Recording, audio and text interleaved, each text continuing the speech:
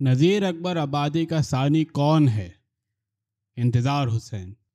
کشور ناہید نے اپنے ایک حالیہ کالم میں نذیر اکبر آبادی کو بہت خراج تحسین پیش کیا ہے۔ اس کالم کو پڑھ کر ہم بے شک بہت خوش ہوئے، مگر تھوڑی تشویش بھی ہوئی۔ کشور نے نذیر کو خراج تحسین پیش کرتے کرتے اس کے گرد جھاڑ جھنکار بہت کھڑا کر دیا ہے۔ اصل میں اب تک تو نذیر کے بارے میں عمومی رائے یہ تھی کہ اردو شاعری کی تاریخ میں نذیر ایک ایسا عجوبہ ہے کہ اس کا رشتہ اردو کے کسی شاعر سے ملتا ہی نہیں۔ ٹھیک ہے کہ ہیں اور بھی دنیا میں سخنور بہت اچھے، میر و غالب ہیں، آتش مصفی ہیں، حالی و اقبال ہیں، فیض ہیں، فراق ہیں، ہر گلے را رنگ و بوئے دیگر است، مگر یہ جو نذیر کی شاعری ہے اس کا رنگ و بو باقیوں سے بالکل ہی الگ ہے۔ مگر کشور ناہید نے ہمارے زمانے کے ناموں میں سے جوش ملی آبادی سے انیس تک اتنے نام گنا ڈالے ہیں اور نذیر سے ان کی مشابہت دریافت کر لی ہے کہ ہم ششدر رہ گئے، خوش بھی ہوئے اور پریشان بھی۔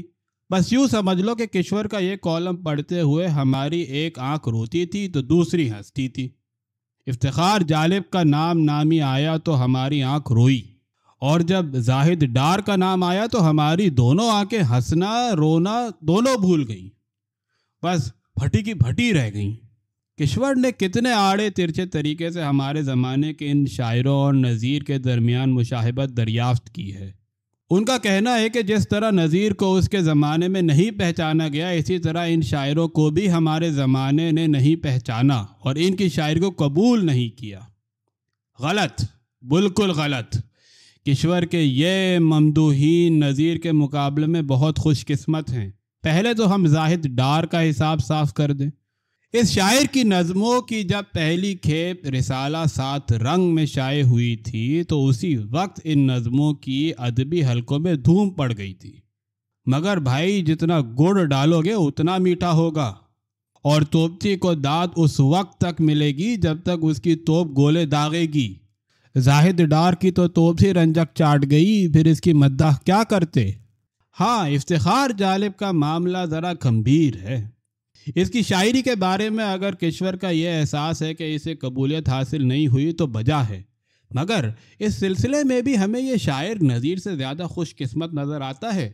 2 ذہین قاری تو بہرحال اس شاعر کو میسر ہیں، کشور ناہید اور سعادت سعید۔ ایسے مشکل پسند شاعر کو ایسے 2 قاری میسر آ جائیں تو یہ اس کی خوش نصیبی ہے۔ لیجئے، یہاں ہمیں جوش صاحب کی ایک ربائی یاد آ گئی جو اس بیان پر ختم ہوتی ہے: خاقانی و انوری سمجھتا ہوں اسے، مصرع بھی میرا آج جو دہراتا ہے۔ یہ ربائی جوش صاحب نے تقسیم کے بعد کے برسوں میں ہندوستان میں رہتے ہوئے کہی تھی، اس احساس کے تحت کہ اب ان کے پڑھنے والے اس ملک میں نہیں رہے۔ مگر یہ جو خاقانی اور انوری کے اسمائے گرامی گنائے گئے ہیں، یہاں ان کی اپنی مثنویت ہے۔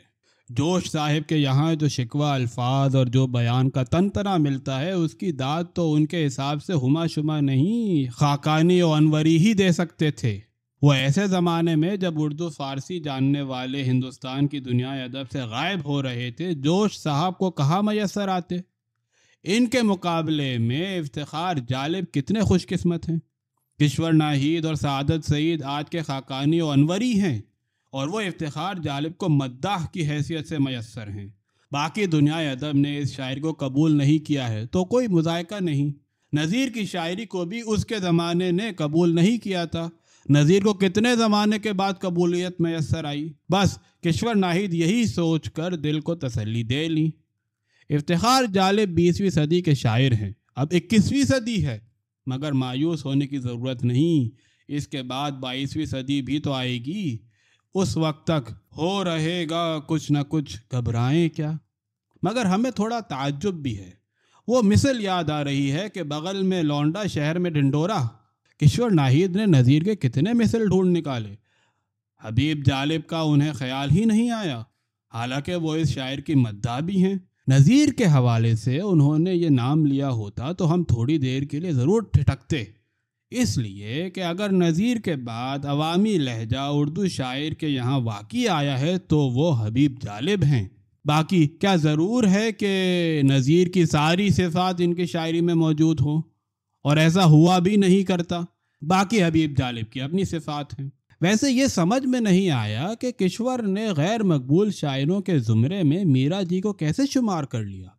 نئی اردو شاعری کی روایت میں میرا جی کی حیثیت مسلم ہے۔ ہاں، اگر انہوں نے یہ سوچ کر یہ نام اس فہرست میں شامل کیا ہے کہ اس سے افتخار جالب اور ان کے ساتھیوں کی غیر مقبولیت کو تھوڑا سہارا مل جائے گا تو پھر ٹھیک ہے۔